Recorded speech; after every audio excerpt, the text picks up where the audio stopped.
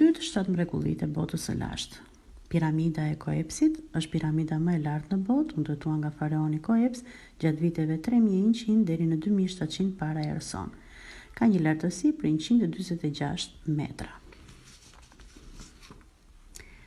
Kopshtet e varura të Babilonisë ndodhen në qytetin e lashtë të Babilonisë, i quajtur Porta e Zotit.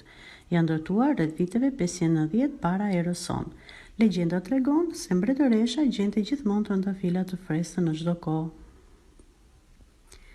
Tempulli i Artemisës në Efes kishte 127 kolona të mrekullueshme me lartësi 20 metra, diçka jashtëzakonshme për kohën dhe përmbante shumë skulptura të epokës.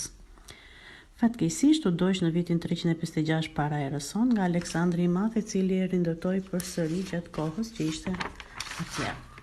Shtatorja e Zeusit në Olimp gjendet në tempullin kushtuar zotave në malin Olimp, u ndërtuar në vitin 462 para erës sonë nga antiku Fidis me fildish dhe me ar.